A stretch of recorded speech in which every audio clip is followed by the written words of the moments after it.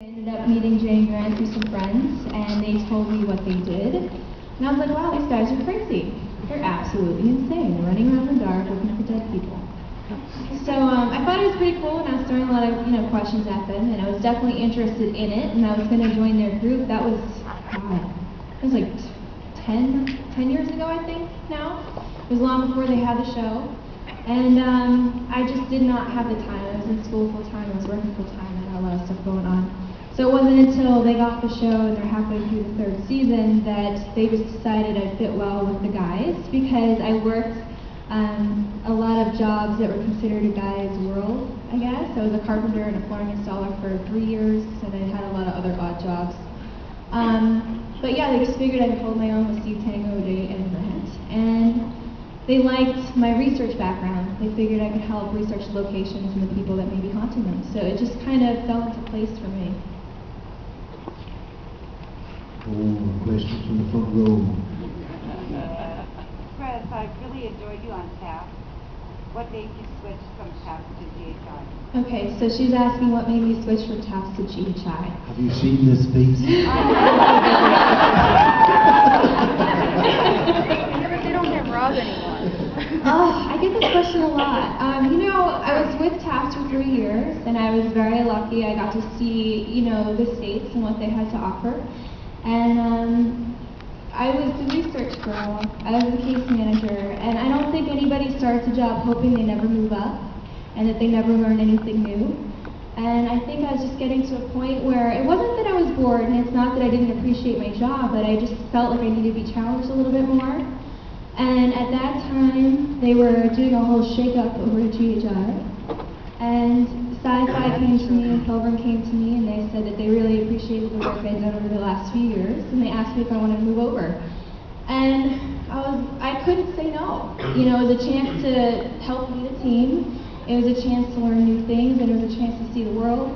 And for somebody who loves history, that was kind of hard to pass up, so I jumped at it. Okay, lady, fifth row back in the purple.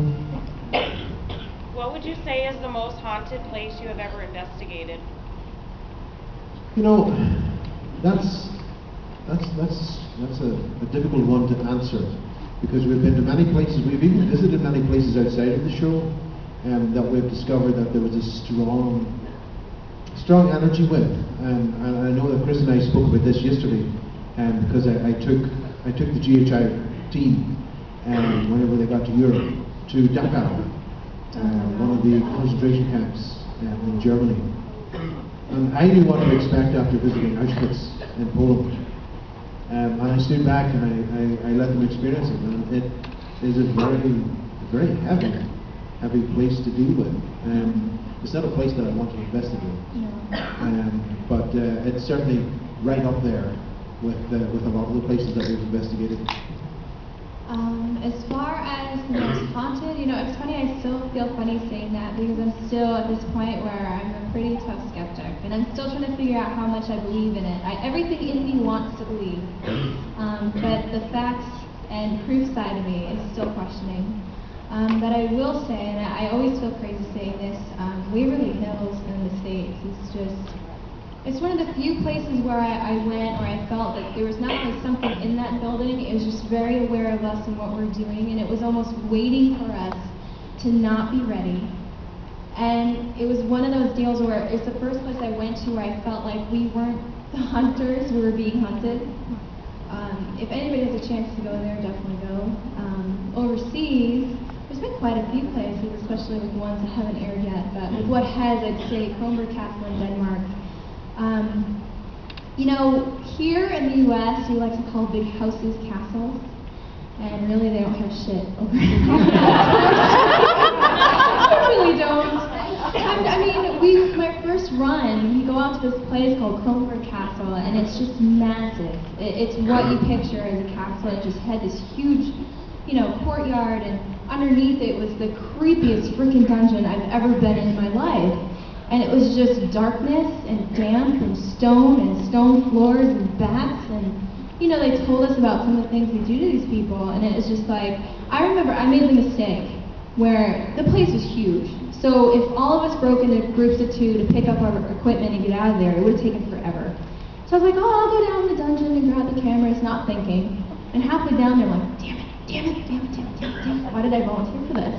And I remember getting down there and I'm like, just looking at the floor, I'm not looking for anything, I don't want to run into anything right now. I think that's definitely one of the scarier places I've been to, that dungeon. Sometimes there are places that we run into. I know that over in, I think it was Slovakia or Slovenia, one of those countries with an S. And there was a castle that we investigated there, and that was if anyone's familiar with the whole vampire genre, Hollywood vampire genre, the first movie to come out was Count Orlok. And it was this castle that it was filmed at. And that, for me, is the creepiest vampire movie about. The bald head, the pointy ears, and the 2 teeth down the front, that did it for me. Now, maybe that was playing in the back of my mind, I don't know. But I know that I had left some equipment up on the 2nd floor and said, okay, we're done, you can go and get your stuff. Hell no. I'm waiting until everybody's ready, and then they're coming with me to get it. And I did, I waited. And sometimes places can creep you out like that. Orava Castle, as it was called, certainly has one of those places. It was one of those places. Even our camera crews were getting freaked out. They were there the next night filming their B-roll, and one guy, God love him, God rest his soul, he ended up backing into a corner because of what was going on up there. He was on the radio, shouting at people down the radio, who the hell is messing with the lights? Who's up here? What's going on? And no one was near him. They were all down in the third level of the castle, and no one was up near him. And it was a genuinely spooky place. But I remember whenever we were filming that, Brian Wheezy was with me up there, and of course we were trying to walk through this museum in a castle that was built in 900 AD.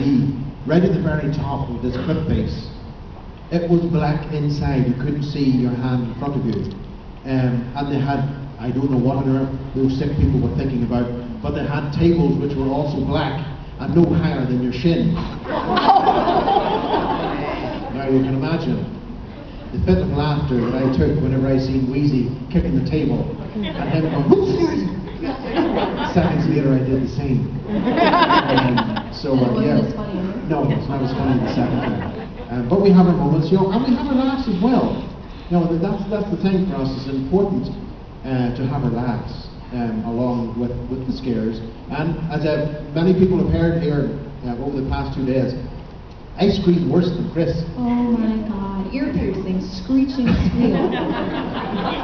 And as far as like Barry was saying, having fun with it, I mean, part of our biggest complaint with the show is that they take a lot of our humor out. And I mean, you guys should be having fun with this if you are investigating. At the end of the day, we are grown-ups running around in the dark looking for dead things. It's kind of funny. Take your work seriously, but don't forget to laugh at yourselves and have a good time with it, and just enjoy it, really. And the strange thing is, looking at this from another aspect, from a metaphysical aspect, the European approach, they believe that the mediums believe that humor is the highest energy, and that you get better responses within humor rather than being down low. Yeah, we've actually had quite a few things happen when we were joking around. So it's it's something to keep in mind. And there are other things to think about going into an investigation, which I'll share later on. And we'll run a competition later to win a Bentley for those who are still awake. Kris is back. Hey Barry, in the first season, I think what you're talking about having fun wasn't. If I remember right, at the end of one of the episodes, you guys. Are you going to talk about me falling? I think that's what it was. Yeah, you were dressed up. You had like a shield and. I remember. He dresses like that all the time. Why don't you describe it for the people who didn't see the episode? Barry, let's hear it. Sounds like a good one, Barry. Need something stronger than water? He could use it. The amount of therapy I went through after that episode. So, someone in the crew, I can't remember who it was, decided to dress Wheezy and I And Wheezy dressed up in Sherwood Forest as Robin Hood. So having that costume already taken, I decided that I was going to take the other one, which was a medieval, I suppose, knight with the red cross in front and the chainmail hat on. So I had a sword and a Did they shield. involve tights? No, no tights. No. And I had a shield and a sword as well, a wooden shield and sword. Well, of course we were to ambush the rest of the team. Wheezy was hiding behind the tree on the other side. And we took a run, and I went to jump the tree.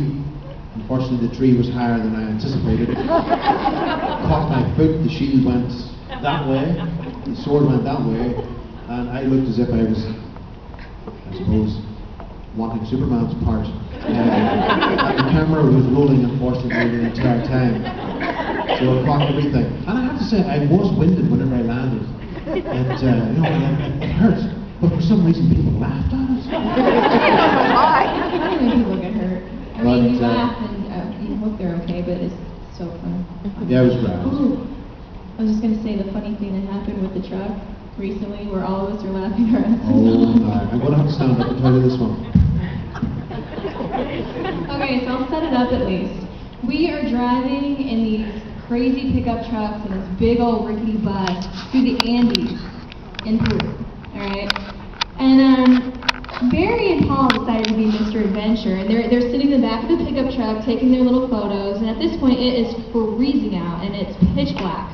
And it ended up being quite funny in the end. So, we careered up the Andes in these pickup trucks, way over 15,000 feet. It felt like you were sucking air through a straw if you wanted to do anything.